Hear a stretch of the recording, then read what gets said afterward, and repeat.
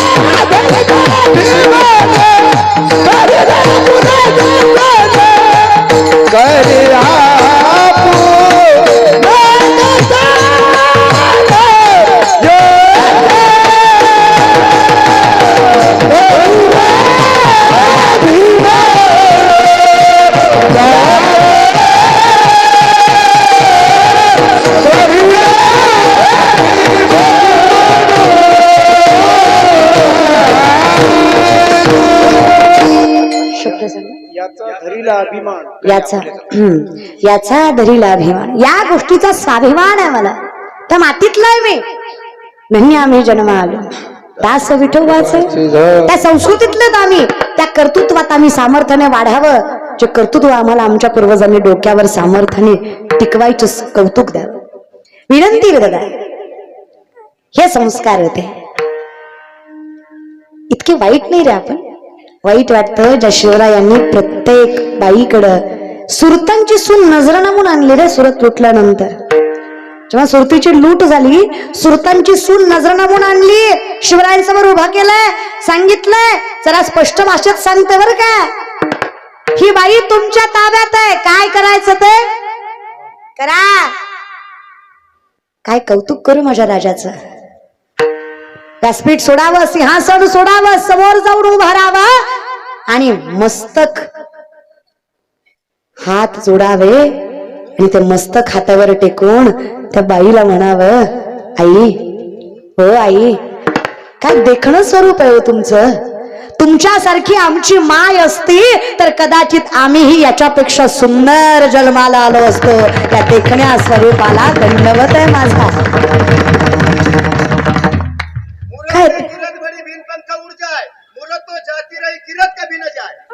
आता हे लागलं की नाही मला माहित नाही, पण सांगा गोड आहे.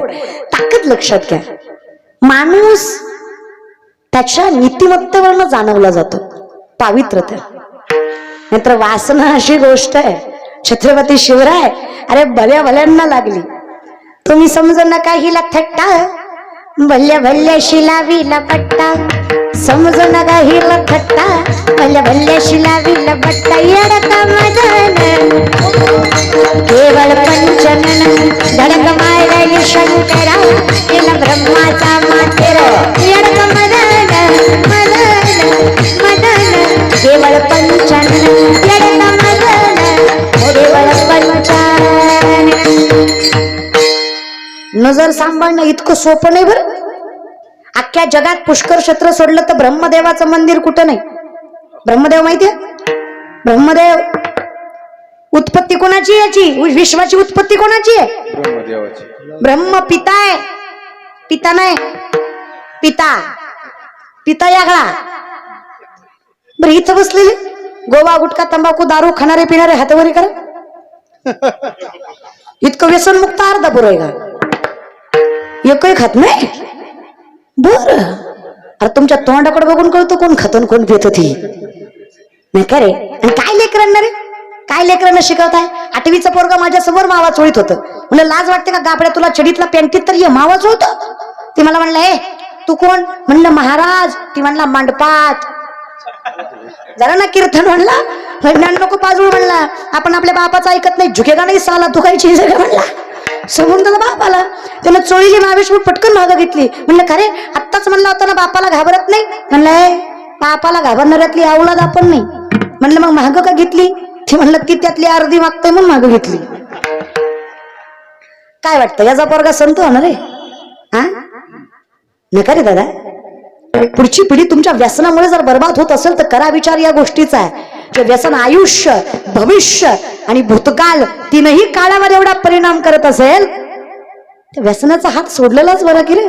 हा त्याच्यापासून तर वासना निर्माण होते. ते म्हणतात व्यसनाचा आणि वासनेचा काय संबंध? युक्त आहार विहार निम्न इंद्रियाशी सार. तुम्ही जे खाता ना त्याच्या बुद्धीचा परिणाम होतो त्याच्यावर. श्रीकृष्णाने अर्जुनाला सांगावं अरे वेड्या कुठल्या गोष्टीसवर कुठल्या बेसिसवर माझं अस्तित्व नाकारतोस? अहम वैश्वानरो भूत्वा प्राणिनाम देहमाश्रित प्राणापान समायुक्त पच्चमंडम चतुर्विधम. चालवणारा, बोलवणारा, दाखवणारा, जगवणारा हे सगळं सोड. अन्न पचवणारा सुद्धा मी आहे. जठरामध्ये अग्नी म्हणून जो वास करतो तो विठ्ठल, तो जगदीश्वर, तो कृष्ण, तो राम, तो विश्वेश्वर. म्हणून तर जुन्या बायका स्वयंपाक करताना पहिला घास चुलीला द्यायच्या. खरं नाही का माय? स्वयंपाक केला की पहिला घास कुठे? चुलीला, म्हणजे अग्नीला. येड्या नव्हत्या त्या बर का गॅसवाल्या. तुम्ही चपल्या घालू घालू स्वयंपाक करीता नका ग माय. अन्न आहे ते, जगाच्या मालकाचं स्वरूप आहे ते खातानाही पायात चप्पल नसावी. आता हॉटेलमध्ये आपण गेलो की बऱ्यापैकी चप्पल काढतच नाही. चुकीचं आहे. खा हॉटेलमध्ये बेडी कधीतरी खावं लागतं, काहीतरी कारण असतं, पण चप्पल घालून नाही रे. काही नियम पाळत जरे. पुन्हा बोंबलता देवानं माझं वाटोळं केलं. देव काहीच करत नाही. केले कर्म झाले. तुमचं कसं आहे? एक माणूस एका महाराजाकडे गेला, म्हणला वर्षात लेकरू झालं पाहिजे. कळलं त्यालाच कळलं. खरं तर हाच विनोद आहे, पण मरू दे तिकडं. विनोद न कळणं, विनोद न कळणं हा सगळ्यात मोठा विनोद आहे.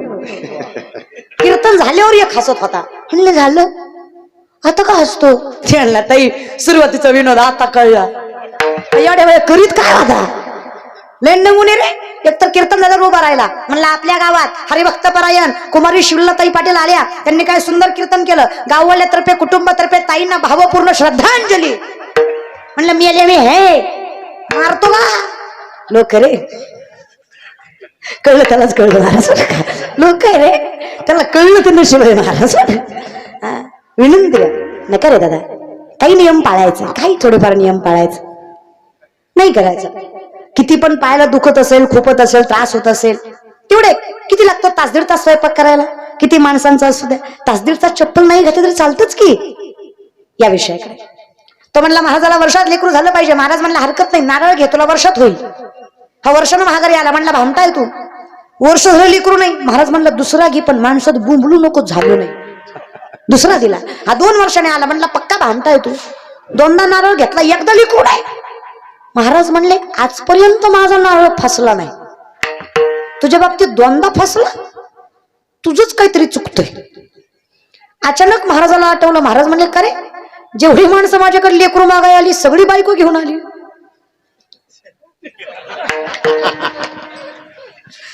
तू दोनदाही एकटाच आला, तुझी बायको कुठे आहे? ती म्हणलं लग्न नाही झालं. तुम्हीच सांगा अर्धा पुरकर किती नारळ दिल्यावर लेकरू होईल? मी सांगते कसं वागल्यावर कसं होईल. भावे विना भक्ती, भक्ती विना बळे विना शक्ती, भावे विना देव न कळे निसंदेह, गुरुविना अनुभव भाव बळे आकळे येरविना कळे, खर तर या वळे तैसा हरी काही नलगे एक भावाची, कारण तुका म्हणे आन विठोबाची. सत्य कळावर आहे दादा, संस्कृती सांभाळता यावी, नाही तर काहीच उभं टाकत नाही. तर विचार करा ना तरुण मंडळी, मरता पळपळ पळता करायचं तेवढं कष्ट करता, पण पदरात काही पडतच नाही की रे, कुठेतरी चुकत असेल की नाही? तुम्ही कष्ट करत नाही असं नाही दादांनो. अरे हा महाराष्ट्र आहे, इथं 80% शेतकरी आहे. शेतकऱ्याची पोरं कष्ट नाही करतील तर कुठं मरतील? बापाची जागीरदारी नाही आहे आमच्या, कष्ट करावंच लागतं इथल्या पोरांना. अरे श्रीमंताच्या 20% अवलादी सोडल्या ना तर सगळे पोरं कष्ट करतात महाराष्ट्रात. सगळेच कुठं वाईट आहेत का? अरे कौतुक आहे, शेतकऱ्याच्या पोराला बापाच्या फाटलेल्या धोत्राची, माईच्या फाटलेल्या पदराची जाण असते. अरे मरत ते दुपारपर्यंत कॉलेज करतो, दुपारनंतर कुठेतरी व्यवसाय करतो, कुठेतरी धंदा टाकतो, छोटा मोठा का होईना. अरे नाहीच काही जमलं, लोकांच्या हाताखाली कामं करतं, कुठेही छोटं कुठेही मोठं, स्वतःच्या कॉलेजची फी स्वतः कमवतं. आणि जेव्हा ते पोरग खुर्चीवर बसून सह्या करतं, त्याच्या फाटक्या शर्टातला बाप जगातला सगळ्यात श्रीमंत व्यक्ती असतो, ते वैभव असतो त्याच्या घरी. अरे माझा बाप पैशाने गरीब असेल, पण श्रीमंत अवलादीच्या घरी कधी कधी गेलात ना तर तो चहा पाजेल की नाही याची खात्री नाही देऊ शकत तुम्ही. श्रीमंत अवलादीच्या घरी गेलात तर तो चहा पाजेल की नाही याची खात्री देऊ शकत नाही. अरे माझ्या शेतकरी बापाच्या दारात गेलात ना, कुत्र सुद्धा निपाशी पोटी कधी जात नाही, तो सुद्धा पोटभर खाऊनच जातो, एवढी श्रीमंत माझ्या बापाच्या दारात असते. शेतकरी रे तो, म्हणून मला शिवशाहीचं कौतुक आहे. कालही शेतकरी मरत होता, आजही शेतकरी मरतोय, उद्या मरणार नाही याची खात्री द्याल का दादा? हा, खुर्चीवर बसलेले द्याल का? उद्या शेतकरी मरणार नाही याची खात्री द्याल का? बोलत जा बरे. एक काम करा, कीर्तन झालं माझ्या पाकिटातलं थोडं थोडं देते तुम्हाला, पण बोला.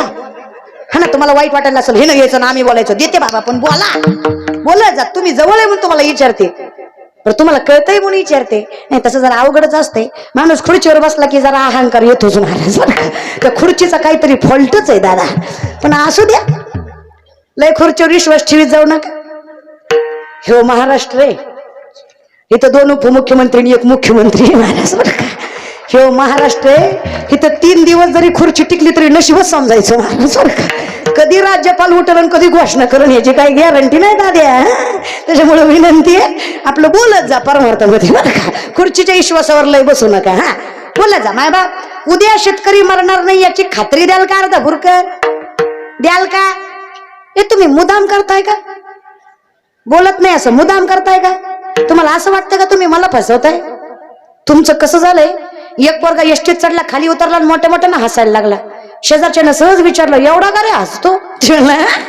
कंडक्टरला फसवला. तर म्हणलं कस काय?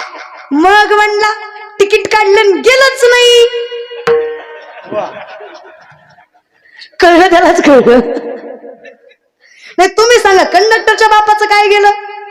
तुका म्हणे आईशी बुद्धी ज्याची